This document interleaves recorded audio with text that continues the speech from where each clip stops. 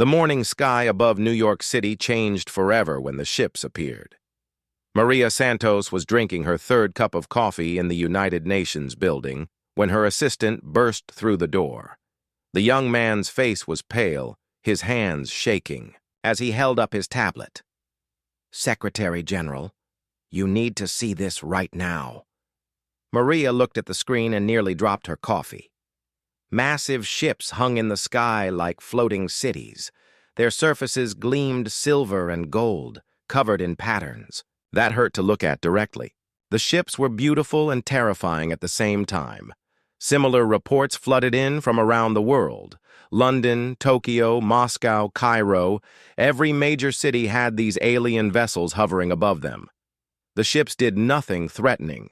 They just waited, silent and still as monuments in the sky. The first message came 3 hours later. Every television, radio, and computer screen on Earth displayed the same image. A being unlike anything humans had ever seen stood before them. It was tall, maybe 10 feet high, and its body looked like it was made from living crystal. Light moved through its form in slow, hypnotic patterns. When it spoke, its voice was like music played through broken glass. "Greetings, people of Earth. I am Ambassador Zekthara of the Galactic Council. We come in peace and friendship." World held its breath. "Your species stands at a crossroads," the ambassador continued. "You have developed enough to attract attention, but not enough to protect yourselves. The galaxy is vast and filled with dangers you cannot imagine. Hostile. Empires roam the stars, seeking worlds to conquer. Pirates and slavers hunt for easy prey. Ancient machines still wage wars that began before your son was born." Maria watched from the emergency meeting room where world leaders had gathered via video link. Presidents, prime ministers, and generals stared at their screens in stunned silence. "But there is hope," Zekthara said. "The Galactic Council has brought peace and order to this galaxy for over 50,000 years. We have protected 312 species from the darkness between stars. Today, we extend this same protection to humanity." The alien paused, letting its words sink in. "Accept our guidance, and your world will know safety. Your people will never again fear attack from space. You will have access to technologies beyond your current understanding. Disease, hunger, and war will become memories of a primitive past." It sounded too good to be true. Maria's instincts, sharpened by decades in politics, began to whisper warnings. "The terms are simple and fair," the ambassador continued. "First, you will surrender all military weapons capable of spaceflight. Such tools are unnecessary under our protection. Second, you will accept our guidance in governance and law. We have perfected these systems across countless worlds. Third, you will contribute to the greater galactic community through resources and labor, as determined by the Council." There it was.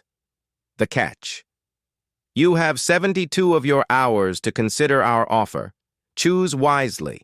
The alternative is to face the galaxy alone, and few species survive such foolishness." The transmission ended, leaving Earth in chaos. The next 3 days were the longest in human history. Emergency sessions ran non-stop in every capital. Military leaders dusted off files marked impossible scenarios. Scientists worked around the clock to learn anything they could about the alien ships. The vessels remained perfectly still, but they watched. Every attempt to scan them was blocked. Every aircraft that flew too close was gently pushed away by invisible force fields. The ships were clearly more advanced than anything humanity had ever built. Public opinion split down the middle. Half. The world begged their leaders to accept the alien offer. They had seen too many movies about hostile aliens. If these beings wanted to help, why refuse? The other half demanded resistance. They remembered every story about deals that seemed too good to be true. Maria found herself leading the resistance side, though she hadn't planned it that way. Look at the language they use, she argued during one heated video conference with world leaders. They call us primitive. They speak of guidance like we're children. This isn't partnership, it's conquest with a smile. The Chinese premier disagreed.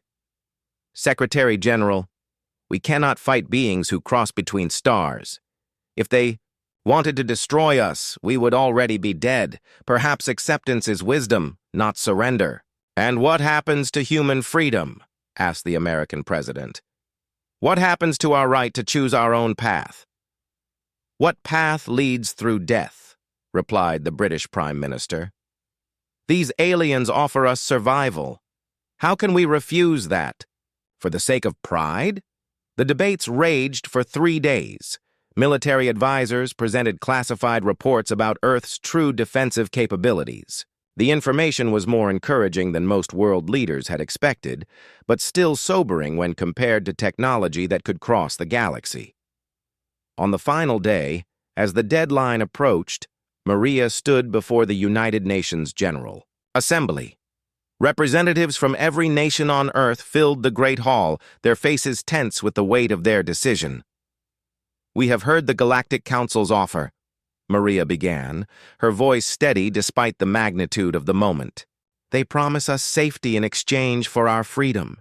They offer us protection in exchange for our independence. They would guide us as adults guide children. She paused, looking around the room at faces from every corner of Earth. But we are not children. We are human beings. We have climbed from caves to cities, from fire to fusion power, from walking to reaching for the stars. We have done this not by accepting the guidance of others, but by refusing to accept limits on what we might become. Murmurs rippled through the assembly. Yes, the galaxy is dangerous. Yes, there are threats we have not yet faced. But there are also possibilities we have not yet imagined. If we surrender our weapons, how will we defend the innocent? If we surrender our governance, how will we ensure justice? If we surrender our freedom to choose, what separates us from slaves? The Chinese representative stood. Secretary General, with respect, ideals cannot stop starships. What you call freedom, others might call suicide. Maria nodded. Perhaps, but here is what I know about humanity. We are at our best when the odds are against us. We are strongest when we have no choice but to be strong. We are most human when we refuse to be anything else. She turned to address not just the assembly but the cameras broadcasting to the world. I propose we send our answer to the Galactic Council. We thank them for their offer. We acknowledge the dangers they describe, but we respectfully decline their protection. Humanity will defend itself. The vote was close, closer than anyone had expected. But when the final tally was announced, the decision was clear. Humanity would reject the alien offer. 2 hours before the deadline, every screen on Earth again showed Ambassador Zekthara. This time, the alien's crystalline form seemed dimmer, the lights within it moving more slowly. People of Earth. The voice was the same musical broken glass, but colder now. We have received your answer. It saddens us to see yet another young species choose pride over wisdom. We have witnessed this pattern many times across the millennia. The ambassador's image flickered slightly. We withdraw our offer of protection. You have chosen to face the galaxy alone. When the raiders come, when the empires arrive to claim your world, when ancient machines awaken to harvest your resources, remember that you chose this path. The Galactic Council will remember humanity as another species that preferred extinction to enlightenment. However, Zekthara continued, we are not without mercy. If you change your minds, if the reality of your situation becomes clear, send a message to the void. We may still be willing to accept your surrender, though the terms will be less generous than those offered today. The transmission ended. Within an hour, the alien ships simply vanished, leaving no trace they had ever been there except for the millions of recordings made by humans around the world. That night, Maria stood on the balcony of her apartment, looking up at the stars. They seemed different now. No longer just points of light in the darkness, but homes to civilizations that had just marked humanity for death. Her phone buzzed with a message from General Harrison, head of the newly formed Unified Earth Defense Command. Ma'am, Phase 1 preparations are complete.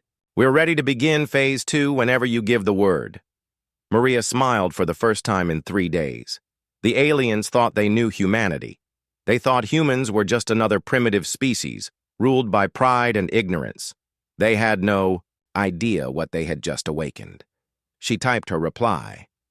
Begin Phase 2. It's time to show the galaxy what humans are really capable of. Above her, the stars waited. Somewhere among them, alien beings prepared for humanity's inevitable defeat. They had seen it all before, young species that refused guidance, chose conflict over peace, and paid the ultimate price for their arrogance. But they had never met humans before. The galaxy was about to learn the difference between pride and determination. It was about to discover that some species don't just survive impossible odds. They thrive on them. Earth's real response to the Galactic Council was just beginning. News of humanity's rejection spread across the galaxy faster than light itself. On the massive space station called Nexus Prime, thousands of alien traders paused their business to watch the recordings from Earth. The station's central plaza filled, with beings from dozens of species, all watching the human Secretary General deliver her defiant speech on floating holographic displays. A Vorthak merchant, his 6 arms loaded with rare crystals, began to laugh. The sound was like grinding metal, harsh and unpleasant to most species. Other aliens joined in, creating a symphony of alien amusement that echoed through the station's corridors. "Look at the little primates," wheezed Gorks the trader, his tentacles quivering with mirth. "They think they can fight the galaxy with their tiny metal ships." His business partner, a floating gas being called Shimmer, pulsed with colors that meant extreme humor in her species. "I have studied their warships through public data feeds. Their largest vessels are smaller than our cargo shuttles. Their most powerful weapons would barely scratch a Council patrol ship." "Perhaps we should place bets," suggested a reptilian Skex diplomat nearby. "How long will they last? I say 6 rotations before they beg for the Council's protection." "2. Generous," clicked a insectoid hiver warrior. 3 rotations maximum. The first raider clan to find them will enslave half the planet, before these humans understand what real warfare means." The laughter spread through the trading networks, carried by quantum communications to every corner of civilized space. Within hours, Earth's rejection had become the galaxy's favorite joke. On the warlike Keth homeworld of Bloodstone, General Crox watched the human transmission with his senior officers. The massive warrior's scarred face twisted into what other species might mistake for a grin, but which was actually an expression of hungry anticipation. "Brothers," Crox rumbled, his voice like an earthquake, "we have found our next training ground." His officers roared approval. The Keth Empire had conquered 47 star systems through pure military might. They respected courage, but despised foolishness. The humans had just demonstrated the worst kind of both. "The humans claim they will defend themselves," said War Captain Gorvesh, Crox's youngest and most aggressive subordinate. "Should we test this claim?" General Crox stood and walked to the massive viewing window that showed Bloodstone's red-orange sky. "Send scouts to their system. Learn their capabilities, but do not attack yet. Let them stew in their fear for a few rotations. Fear makes prey desperate, and desperate prey fights harder." "And if they truly have hidden strength?" asked another officer. Crox's laugh was like rocks grinding together. "Then we honor them by taking their world with our full might instead of sending cubs for training." The Keth officers pounded their armored fists against the table in approval. To die fighting the Keth Empire's finest was the greatest honor these humans could hope for, even if they were too primitive to understand it. Not all reactions were hostile. On the peaceful garden world of Serenity, the Etherian Collective's Council of Voices gathered in their crystal meditation chambers. These beings, evolved from plant-like ancestors, had long ago embraced pure pacifism. They found violence deeply disturbing, even when necessary. Voice speaker Harmony, whose gentle mental projections could calm entire populations, addressed her fellow council members with deep sadness. The young humans have chosen a path of suffering, she communicated through emotional harmonics rather than words. They do not understand what they have brought upon themselves. Should we warn them? Asked voice speaker Serenity. Our vessels could reach their world before the first raiders arrive. To what purpose? Replied Harmony. They have rejected wisdom. They must now learn through pain what they refuse to learn through guidance. Perhaps when their cities burn and their people scream, they will finally understand the value of peace. The Etherian Council sent a collective prayer to the cosmic forces, asking that humanity's suffering be brief when the inevitable arrived. Even the galaxy's criminals took notice. In the lawless Outer Rim, pirate captains and slaver lords gathered in the shadow stations where stolen goods were traded and illegal deals were made. Captain Vex Darkwater, whose name was whispered in fear across 12 sectors, studied the human homeworld through stolen council intelligence reports. His ship, the Soul Render, had harvested billions of credits worth of slaves from unprotected worlds. A virgin system, he purred to his crew of cutthroats and killers. No council protection, no military alliances, no defense treaties. When was the last time we found such a prize?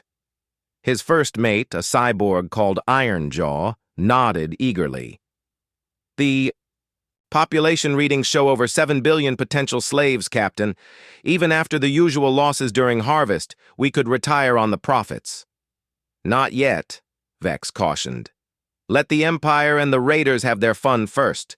We harvest best from the wreckage of defeated resistance. When these humans realize their mistake and surrender, we take the survivors. Similar conversations happened in 1,000 hidden bases throughout the galaxy's dark corners. Every criminal, raider, and slaver began marking Earth's location on their star charts. The civilized worlds were no kinder in their judgment. On Nu, Centauri, the cultural heart of galactic society, artists and philosophers gathered in their ivory towers to discuss humanity's tragic fate. Professor Kells, a renowned expert in primitive species development, addressed a full auditorium of academics and intellectuals. What we observe here is a textbook case of evolutionary overconfidence, he explained, his forearms gesturing at holographic displays of human civilization. Species that develop technology faster than wisdom inevitably make this error. They achieve spaceflight and assume they are ready for galactic society. Is there precedent for such defiance? Asked a student from the audience. Professor Kells nodded gravely. 17 previous cases in recorded history. The Malthorian Republic held out for 3 standard years before accepting council guidance. The Zephyrian Commonwealth lasted only 6 months. The longest resistance was mounted by the Valdorian Empire, nearly 5 years of futile struggle before they embraced civilized behavior. And the Valdorians are now model council citizens, added Professor Kells's colleague. They often express gratitude for being saved from their primitive aggression. Perhaps these humans will also find peace through defeat. The academic community published dozens of papers analyzing humanity's inevitable fall. Betting pools opened on major worlds, with odds heavily favoring humanity's surrender within 1 galactic standard year. But the cruelest reactions came from the species that had themselves once faced the Council's offer. On the former capital of the hegemony of worlds, now called New Peace, the descendants of once proud warriors gathered to watch humanity's rejection. Look at them, said Elder Kren to his grandchildren. "They sound just like we did so long. Ego. So proud, so certain of their strength." His grandchildren, raised under council guidance, found their ancestors' words disturbing. They had learned in school that their people's warrior past was a shameful period of violence and ignorance. "Were we really so foolish, grandfather?" asked young Thenna. Elder Kren's eyes grew distant. "We thought we were heroes. We thought freedom was worth any price. We held out for 4 years, fighting until our worlds burned and our people died. By billions. Only when we had lost everything did we accept the Council's wisdom." "But surely that was better than surrender," pressed Thenna. The old warrior was quiet for a long moment. "Ask me again when you have children of your own, and someone offers to keep them safe. Ask me then if pride is worth their lives." Throughout the galaxy, the pattern repeated. Species that had accepted Council protection decades or centuries ago watched humanity's defiance with mixtures of pity, contempt, and half-forgotten recognition. The Council itself observed the galaxy's reaction with satisfaction. Ambassador Zekthara reported to the High Assembly from his flagship, the Eternal Guidance. The response proceeds as predicted. He communicated through crystalline thought harmonics. The warlike species prepare to test human defenses. The criminal elements ready their harvesting fleets. The civilized worlds express appropriate concern for human suffering. High Counselor Prism, eldest and wisest of the Council, responded with cool approval. "The humans will serve as an excellent reminder to other young species. When their resistance inevitably fails, we will broadcast the results across the galaxy. Perhaps the next species to achieve spaceflight will choose wisdom over pride." "And if they somehow surprise us?" asked another council member. Prism's crystalline form pulsed with amusement. "Honored colleague, we have guided this galaxy for 50,000 years. We have seen every possible form of primitive defiance. These humans are carbon-based bipeds barely out of their home system. What could they possibly do that we have not seen before?" The question would soon be answered in ways the galaxy never expected. On distant Earth, General Harrison stood in the command center of Cheyenne Mountain, watching displays that showed activity across the galaxy. Alien communications networks buzzed with jokes about human foolishness. Warships began moving toward the outer edges of the solar system. Pirate fleets gathered in the dark spaces between stars. "They think they know us," General Harrison said quietly to his staff. "They think they understand what humanity represents." His aide, Colonel Martinez, looked up from a tactical display showing the positions of various alien forces. "Sir, our deep space monitoring stations are picking up increased activity in 17 sectors. It looks like they're all coming here." "General," Harrison smiled coldly. "Good. Let them come. Let them all come. It's time to show this galaxy what happens when you underestimate the human spirit." In the depths of space, hidden installations that had been quietly constructed over the past decades began powering up their systems. Weapons that had been disguised as civilian infrastructure came online. Ships that had been hidden in asteroid. Fields and gas giants prepared for battle. The galaxy was laughing at humanity's rejection of protection. Soon, that laughter would turn to screaming. 6 months after the Galactic Council's departure, the first hunters arrived at Earth. War Captain Gorvesh of the Keth Empire stood on the bridge of his flagship, the Blood Harvest, staring at the small blue world through his ship's viewing screens. Behind him, 5 more Keth warships hung in space like metallic predators, their weapon systems ready for battle. "This is their home world?" asked his second-in-command, Lieutenant Krex. "It is smaller than I expected." Gorvesh nodded, his scarred face showing disappointment. "Intelligence reports indicated a population of over 7 billion. I had hoped for a more impressive world to justify the Empire's attention." The Keth war fleet was not massive by galactic standards, just 6 ships carrying a total of 12,000 warriors. But these were experienced fighters, veterans of campaigns across the galaxy's rim territories. For a primitive species like humanity, they represented overwhelming force. "What of their defensive capabilities?" asked Lieutenant Krex. "Scans show basic orbital facilities," replied the ship's sensor officer. "Chemical rockets, simple satellites, primitive space stations. Their largest vessels appear to be cargo carriers and research platforms. No significant military presence." "Detected." Gorvesh felt his battle lust cooling. This would not be the glorious combat he had hoped for. Still, duty was duty, and the Empire had claimed this system for training purposes. "Open communications," he commanded. "Let us give these humans the honor of hearing their fate." Every electronic device on Earth suddenly displayed the same image. A massive reptilian creature in ornate battle armor, standing against a backdrop of stars and warships. When Gorvesh spoke, his voice was like grinding stone, translated into dozens of human languages simultaneously. "Humans of Earth," he began, "I am War Captain Gorvesh of the Keth Empire. Your world has been marked for conquest. In 1 of your hours, we will begin orbital bombardment of your major cities. You may surrender now and be granted the honor of serving the Empire as slaves, or you may resist and die as warriors. Choose quickly." The transmission ended, leaving Earth's population in chaos.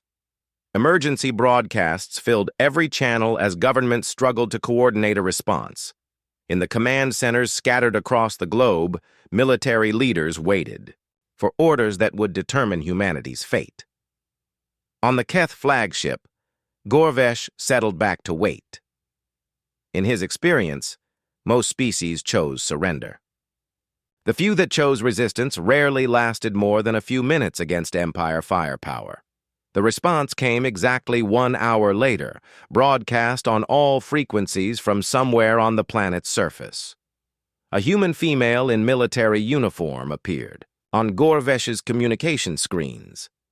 Her hair was gray, her face marked by years of command, but her eyes burned with the fire of someone who had never backed down from a fight.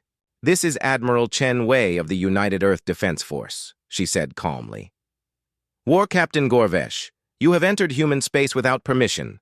You have threatened the lives of innocent civilians. You have exactly 10 minutes to withdraw.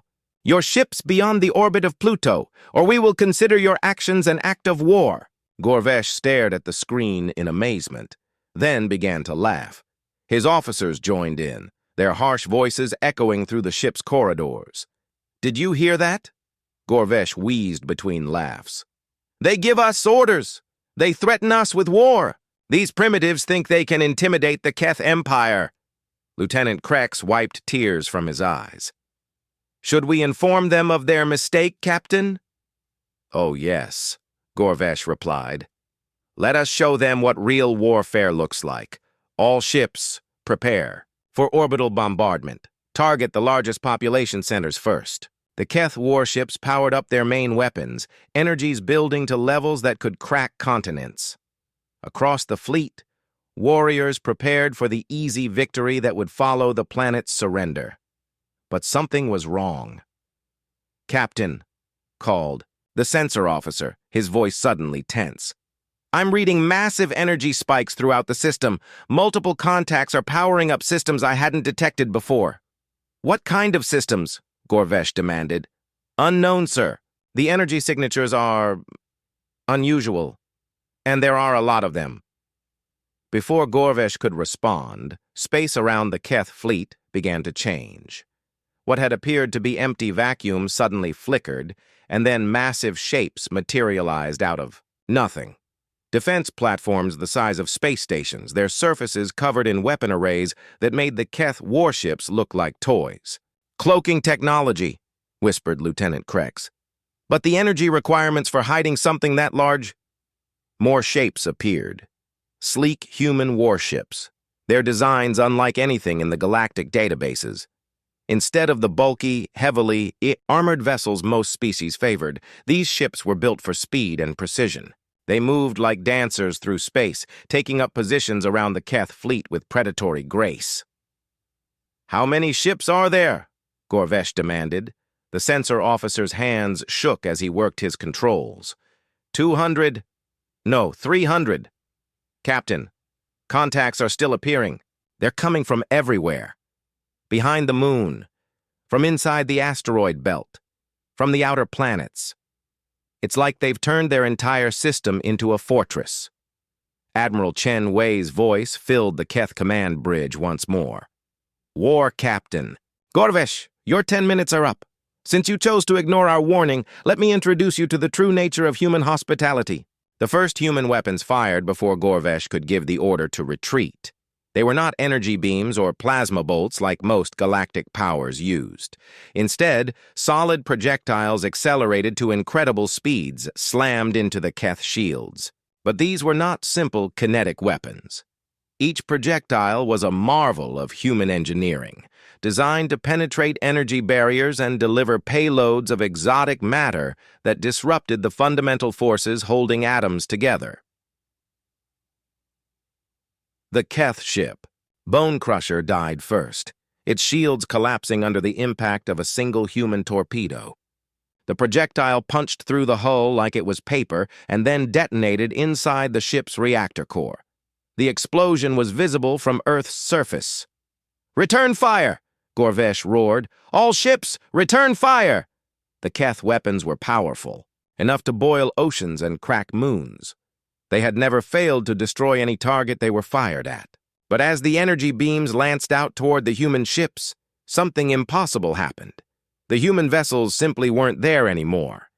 They moved faster than anything that size should be able to move, slipping between energy beams like fish, through water. Their acceleration was so sudden and violent that it should have killed their crews, but somehow the ships continued to function perfectly. "How are they moving like that?" Lieutenant Krex demanded. The answer came from the Keith, fleet's science officer. "Captain, I'm reading gravitational anomalies around each human ship. They're not using conventional drives. They're manipulating local space-time to achieve movement without inertia." Gorvesh felt cold dread settling in his stomach. Gravitational manipulation was advanced technology, the kind usually reserved for ancient races that had mastered the fundamental forces of the universe. These humans were supposed to be primitives. The second Keth ship died when 3 human vessels surrounded it and fired simultaneously. Their weapons weren't just kinetic projectiles anymore. Streams of energy that somehow bent and curved through space struck the War Pride from 6 different angles at once. The proud warship came apart like a flower blooming in reverse. "We need to retreat," Lieutenant Krex said quietly. Gorvesh wanted to argue, but another Keth ship exploded before he could speak. The humans weren't just winning, they were playing with their opponents. The human ships moved in perfect coordination, like they shared a single mind. Every shot they fired hit its target. Every move they made seemed to anticipate Keth tactics before the Keth themselves decided what to do. "All ships, withdraw to hyperspace," Gorvesh ordered, his pride finally overcome by survival instinct. "Captain," the navigation officer reported, "hyperspace drives are not responding. Something is interfering with our jump calculations." The main screen, Admiral Chen Wei, appeared once more. This time she was smiling. "I'm afraid we can't let you leave just yet, War Captain. You came here to teach us about warfare. It would be rude not to return the favor." Around the remaining Keth ships, human vessels closed in like a net. But instead of destroying them, the human weapons fired different projectiles, devices that latched onto the Keth hulls and began cutting through armor with surgical precision. "They're boarding us," reported Lieutenant Krex in amazement. "But how did they get through our shields?" The answer became clear when the first human soldiers appeared on the Keth flagship's bridge. They materialized out of thin air, their forms solidifying like ghosts becoming real. Each warrior wore armor that seemed to be made of liquid metal, constantly shifting and adapting. Their weapons were elegant things that fired beams of coherent energy with impossible accuracy. But it was their eyes that made Gorvesh's blood run cold. Behind their helmet visors, human eyes burned with an intensity he had never seen before. These were not the frightened primitives he had expected to conquer. These were predators, and he was their prey. The battle for the ship lasted 17 minutes. When it was over, every Keth warrior was either dead or unconscious. The humans had moved through the ship like a plague of efficient death, neutralizing resistance with a combination of superior technology and terrifying tactical skill. Gorvesh found himself bound and helpless in his own command chair, watching, as human technicians systematically downloaded everything from the ship's computers. The surviving members of his crew were treated with professional courtesy, their wounds tended by human medics who worked with surprising gentleness. Admiral Chen Wei materialized on the bridge, her armored form imposing even to a Keth warrior. She looked down at Gorvesh with something that might have been pity. "War Captain, you came here to conquer Earth. Instead, you've given us a valuable gift." "What gift?" Gorvesh spat. "Information," Admiral Chen replied.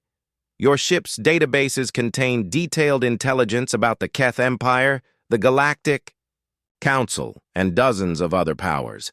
Your navigation systems show us the locations of major settlements and military bases throughout this sector." She paused, studying the defeated alien commander. "But more than that, you've given us proof of concept. For months, our leaders wondered if human technology could really compete with galactic powers. Thanks to your attack, we now know the answer." Gorvesh stared at her. You planned this? You wanted us to attack." "We hoped someone would test our defenses," Admiral Chen admitted. "We needed to know if our preparations were adequate. You volunteered for that role when you threatened our world." She gestured to the tactical displays, which showed the complete destruction of the Keth attack fleet. Only Gorvesh's flagship remained intact, and only because the humans had chosen to capture rather than destroy it. "Your surviving crew will be returned to Keth space with a message for your empire. Tell them what you found here. Tell them that humanity is not the easy prey they expected." Admiral Chen's smile was sharp as a blade. "And tell them that we're just getting started. The footage of the Keth Empire's defeat spread across the galaxy faster than their ships could carry warnings home." War Captain Gorvesh's surviving vessel limped back to Keth space with its hull scarred and its crew traumatized. When the recordings of the battle reached military headquarters on Bloodstone, General Crox watched them 7 times before he could accept what he was seeing. "Impossible," he rumbled, his massive claws scraping against the metal table. "Our ships are the finest in the galaxy. Our warriors have conquered 47 systems. How did primitives destroy an entire battle group?" His staff officers had no answers. The human tactics were unlike anything in their databases. The technology was beyond their understanding. Worst of all, the humans had made it look easy. But the military footage was nothing compared to what came next. 3 days after the Keth defeat, every communication network in the galaxy received the same transmission. It appeared simultaneously on military channels, civilian networks, trade frequencies, and even the Council's secure lines. The humans had somehow hijacked every major broadcast system across thousands of light years. President Elizabeth Jackson stood behind a podium in the White House, but the camera showed more than just her office. Through computer-generated reality, the image expanded to show Earth itself, a blue marble suspended in space, surrounded by the massive defense platforms that had destroyed the Keth fleet. When President Jackson spoke, her words were translated into over 4,000 galactic languages. "People of the galaxy," she began, her voice calm but carrying absolute authority. 3 days ago, the Keth Empire attacked our world. They came expecting easy conquest. They found something very different. The image shifted to show the wreckage of the Keth ships floating in space around Earth like metallic tombstones. For months you have laughed at humanity's refusal to accept Galactic Council protection. You have called us foolish, primitive, suicidal. You have made jokes about our pride and placed bets on how quickly we would fall. President Jackson paused, letting her words sink in across the galaxy. Today, I want to share some facts you may not know about humanity. The image changed again, showing historical footage of human conflicts. Ancient warriors with bronze weapons, medieval knights in armor, modern soldiers with firearms. The progression was rapid but clear. Humanity had been fighting wars for thousands of years, constantly improving their methods. We are a species that evolved from persistence hunters on a death world, President Jackson continued. For millions of years, our ancestors chased prey across endless distances until it collapsed from exhaustion. We learned patience, determination, and the ability to outlast any opponent. The footage shifted to show human achievements. Cities, built in deserts, tunnels carved through mountains, spacecraft reaching distant planets. We have survived ice ages, plagues, natural disasters, and our own mistakes. We have turned barren lands into gardens and hostile environments into homes. We have split atoms and reached into space using nothing but determination and scientific knowledge. On thousands of worlds, alien audiences watched with growing unease. These were not the primitive savages they had imagined, but most importantly, President Jackson said, "We have been watching you." The image changed to show alien ships and stations, clearly recorded by hidden human observation posts. The footage showed Galactic Council meetings, Keth military exercises, pirate raids on undefended worlds. Decades of intelligence gathering displayed in stunning detail. For 60 years, since we first detected your radio transmissions, we have been studying galactic civilization. We know your weaknesses, your technologies, your political structures. We have learned your languages, mapped your territories, and analyzed your military capabilities. General Crocs felt his blood turn cold as he watched footage of Keth's secret military bases, their locations supposedly known only to the Empire's highest commanders. We have done this not through conquest or aggression, but through patience and intelligence. While you dismissed us as irrelevant primitives, we were preparing for the day you would notice us. The camera focused back on President Jackson, her expression now deadly serious. The Galactic Council offered us protection from the galaxy's dangers. But we are not potential victims. We are the danger. We are persistence hunters evolved for warfare on a world that tried to kill us every single day. We do not need protection from monsters. She paused, her next words carrying the weight of absolute certainty. We are the monsters. The transmission switched to show Admiral Chen Wei in the command center of Earth's defense network. Behind her, tactical displays showed the true scope of human military preparation. Hidden bases throughout the solar system, weapons platforms disguised as civilian infrastructure, ship construction facilities buried inside asteroids. This is Admiral Chen Wei commanding the Sol defense grid. For the past 40 years, while the galaxy ignored us, we have been building. Not the primitive rockets and chemical weapons you expected, but a military force designed specifically to fight and win against advanced galactic powers. The displays showed technical specifications that made alien military analysts across the galaxy reach for emergency communication devices. Our gravitational manipulation drives allow instantaneous acceleration without inertia effects. Our quantum targeting systems make it impossible for enemies to dodge our weapons. Our matter disruption warheads can penetrate any known defensive technology. Our stealth systems can hide objects the size of moons from your most advanced sensors. Admiral Chen gestured to additional displays showing human ships under construction. We currently have over 5,000 vessels in active service, with production facilities capable of building 100 more each month. Every ship is crewed by soldiers who have trained their entire lives for space combat. Every weapon system has been tested against simulated galactic technology. On the Etherean homeworld of Serenity, voice speaker Harmony watched the transmission with growing horror.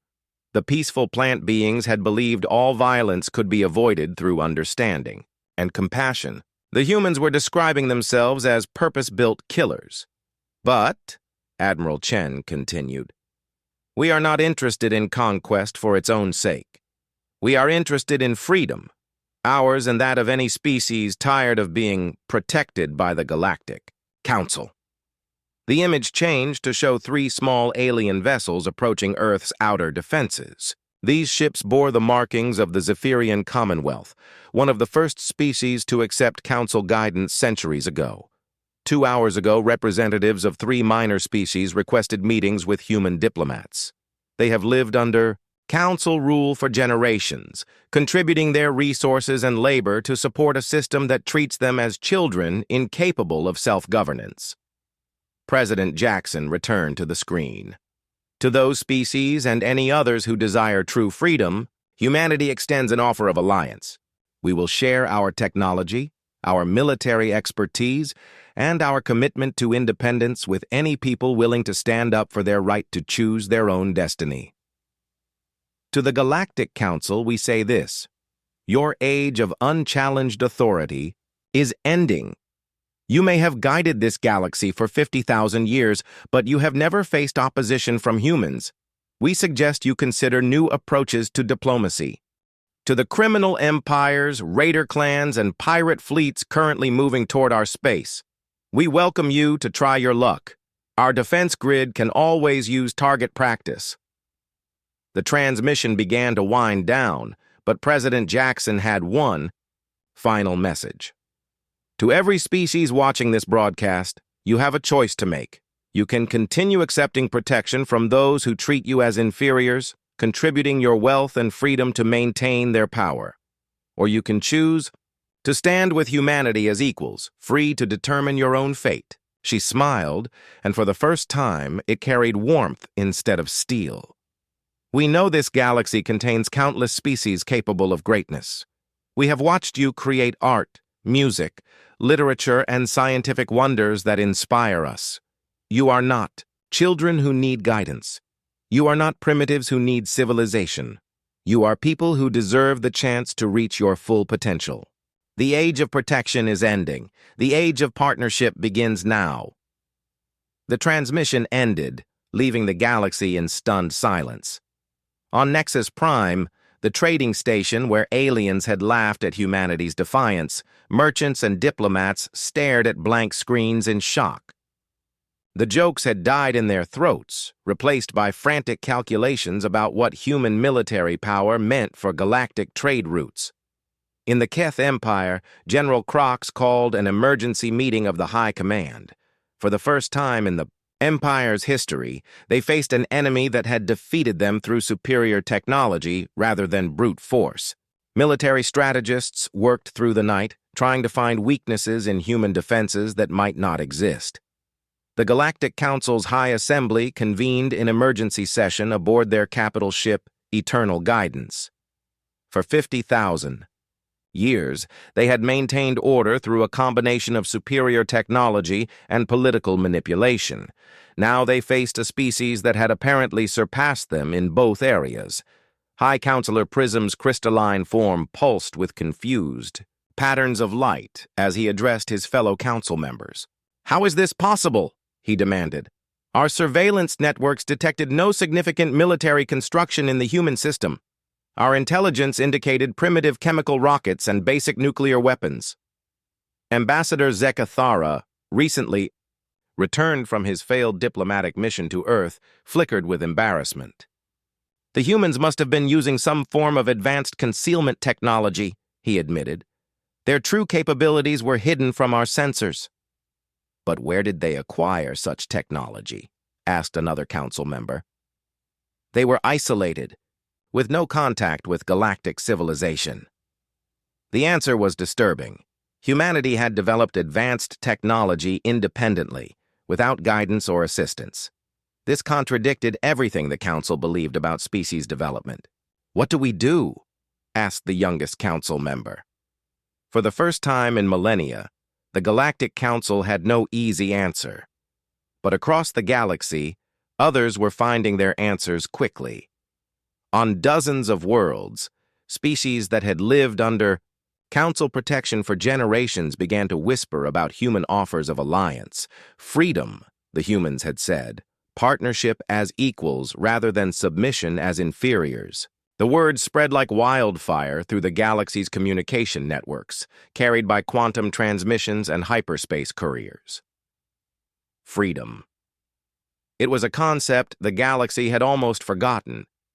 But now, for the first time in 50,000 years, it seemed possible again. The humans had not just rejected the Council's protection, they had offered the galaxy something better. The final confrontation came exactly 1 year after humanity rejected the Council's protection. High Counselor Prism stood in the command center of the massive dreadnought Universal Harmony, watching his fleet assemble in the darkness beyond. Earth's solar system.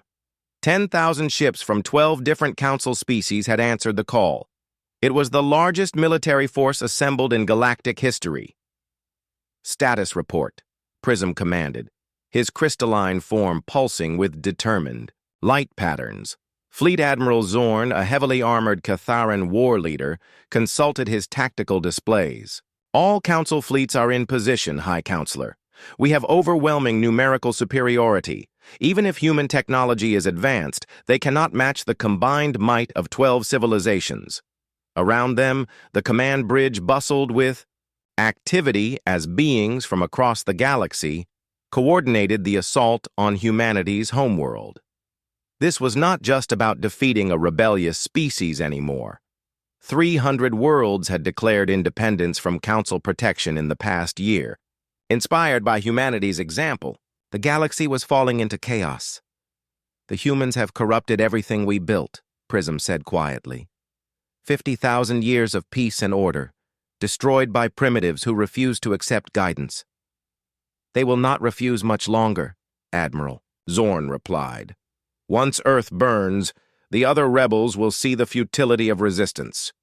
But something was wrong with the tactical displays. Admiral, called the fleet's sensor officer, I'm reading massive gravitational distortions throughout the system. Energy signatures are spiking across all wavelengths. Human defense platforms powering up, Admiral Zorn said dismissively. We expected this. Their orbital weapons cannot match the firepower of 10,000 warships. The sensor readings became more urgent. Sir, the distortions are increasing. I'm seeing spatial anomalies forming around every major planetary body in the system. High Counselor Prism moved to examine the displays personally. What he saw defied understanding. Space around Jupiter was bending, reality itself warping as massive structures materialized out of nothingness. Similar distortions appeared near Mars, Venus, and the asteroid belt. Cloaking technology, he whispered. But the energy requirements to hide installations that large. The answer came from Earth itself, broadcast across all frequencies by Admiral Chen Wei. Council Fleet, this is Earth Defense Command. You are trespassing in human space with hostile intent. Withdraw immediately or face the consequences. High Counselor Prism activated the fleet's communications array. Admiral Chen Wei, I am High Counselor Prism of the Galactic Council. Your rebellion ends today. Surrender unconditionally, and your people will be granted the mercy of re-education, rather than extinction. Admiral Chen's response was immediate and cold. High Counselor, you seem to misunderstand the situation. You are not here to end our rebellion.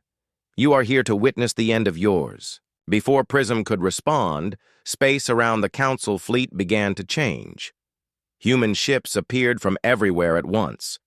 Not hundreds or thousands, but tens of thousands of vessels, materializing from cloaking fields so advanced they had fooled every sensor in the Council fleet. The humans had been hiding an entire armada in the dark spaces between planets. But these were not the same ships that had defeated the Keth Empire. These vessels were larger, more advanced, their hulls gleaming with energy fields that bent light around them. They moved with impossible grace, accelerating to speeds that should have torn them apart while somehow remaining perfectly stable. How? Many ships do they have? Admiral Zorn demanded. The sensor officer's hands shook as he worked his controls. 40,000 confirmed contacts, sir. Possibly more still cloaked. They're surrounding us on all sides. Impossible, Prism said. Intelligence. Indicated Earth had no major manufacturing capabilities. Where did they build so many vessels? The answer became clear as the cloaking fields around the outer planets completely dropped. Every moon, every asteroid, every apparently empty region of space revealed hidden construction facilities. The humans had turned their entire solar system into a massive shipyard, building their fleet in the shadows while the galaxy dismissed them as primitives. Admiral Chen Wei's voice filled the Council Command Center. High Counselor, allow me to introduce you to the true nature of human engineering. While your species evolved on safe worlds under stable conditions, humans developed on a planet that tried to kill us constantly. We learned to build redundancy into everything, to hide our most important resources, to prepare for disasters others could not imagine. The human fleet began moving, not attacking, but positioning themselves in perfect formations around the Council forces.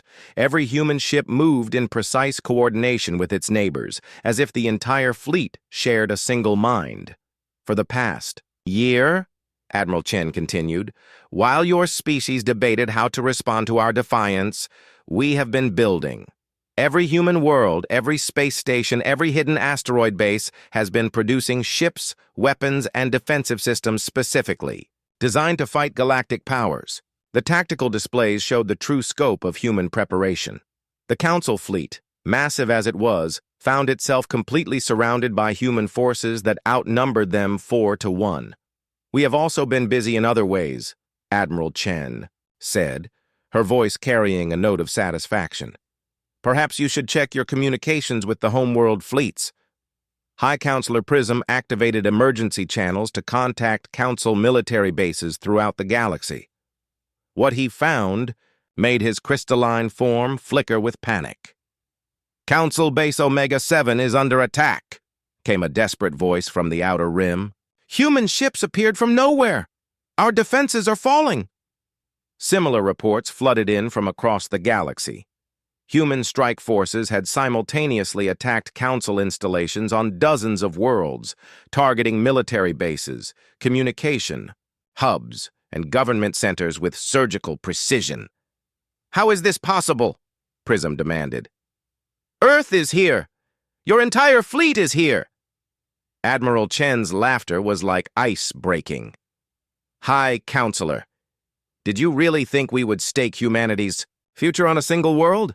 For 60 years, we have been secretly colonizing other systems, building hidden bases, preparing for exactly this moment.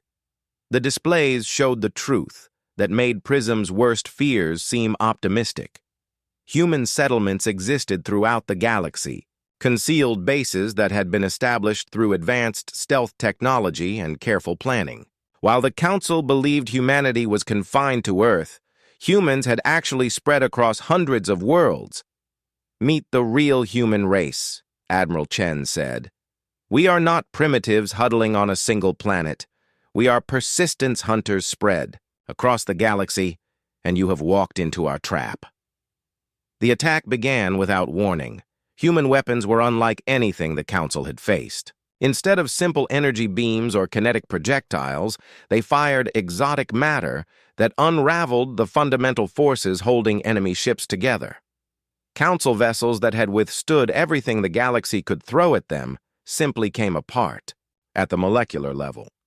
But worse than the weapons were the tactics. The humans fought like they had studied Council military doctrine for decades, which they had. Every maneuver the Council forces attempted was anticipated and countered. Every strategic formation was broken by human ships that seemed to know exactly where to strike. They're not just fighting us, Admiral Zorn realized as he watched his fleet being systematically destroyed. They're dissecting us. Every attack is precisely calculated to cause maximum damage with minimum effort. High Counselor Prism watched in horror as the pride of 12 civilizations was torn apart by opponents who made it look effortless. Human ships danced through the council formations like wolves among sheep, their movements too fast and precise for return fire to be effective. "Request immediate surrender terms," he commanded. "Sir?" Admiral Zorn asked in disbelief. "We cannot win this battle," Prism said, his voice hollow with defeat. "Request surrender terms before they destroy us entirely." The human response came from Admiral Chen Wei, but now she was joined by other human commanders from across the galaxy. Each represented strike forces that had dealt similar defeats to Council installations on distant worlds. "High Counselor Prism," Admiral Chen said, "the Galactic Council's age of dominance is over. For 50,000 years you have controlled this galaxy through a combination of technological superiority and political manipulation. Today, both have failed you. The human fleet had stopped firing, but they maintained their encirclement of the surviving Council ships. Less than half the original 10,000 vessels remained combat effective. We offer you the same choice you once offered humanity," Admiral Chen continued. "Accept our guidance, and your people will be allowed to live in peace. Continue your resistance and face the consequences of defying those stronger than yourselves." "What are your terms?" Prism asked, his crystalline form dim with defeat. "Simple," replied Admiral Chen. "The Galactic Council is dissolved. All species currently under Council protection are granted full independence. Council military forces are disbanded, and their ships are transferred to a new galactic peacekeeping force under human command." The terms were exactly what the Council had once imposed on others, but now the roles were reversed. "You will be allowed to return to your homeworlds as private citizens," Admiral Chen continued. "Your knowledge and experience will be valuable in helping other species transition to independence. But your authority to make decisions for others ends today." High Counselor Prism looked around his command bridge at the faces of beings from 12 different worlds, all united in defeat. For 50,000 years, they had believed their system was the only way to maintain galactic peace. Now they faced proof that they had been wrong. "I accept your terms," Prism said quietly. The response came not just from Admiral Chen Wei, but from every human commander simultaneously, their voices joining in perfect harmony. "Welcome to the new galaxy." Across the dark spaces between stars, the word spread faster than light itself. The Galactic Council had fallen. Humanity had won not just a battle, but a war for the soul of galactic civilization. On thousands of worlds, species that had lived under Council protection for generations celebrated their newfound freedom. The age of being treated as children was over. The age of being valued as equals had begun. In the depths of space, human ships began new missions, not conquest, but liberation. Council client species who wanted independence were offered human protection during their transition. Pirates and slavers found themselves facing human patrol fleets that showed no mercy to those who preyed on the innocent. The galaxy discovered what it meant to be protected by humans. Unlike the Council's passive guardianship, human protection was active and aggressive. They did not simply defend their allies, they hunted down threats before they could cause harm. Admiral Chen Wei stood in the command center of the newly renamed Terra Invictus, watching as human ships spread throughout the galaxy. Each vessel carried the same message that had echoed from Earth 1 year ago. "We do not offer you safety from the galaxy's dangers. We offer you the strength to face those dangers as equals." The galaxy had laughed when humanity rejected the Council's protection. Now the galaxy learned why humanity had never needed protection in the first place. They were the apex predators that other apex predators had nightmares about. They were persistence hunters evolved on a death world, spread across the stars, united in purpose and unlimited in determination. They were human, and the galaxy would never be the same.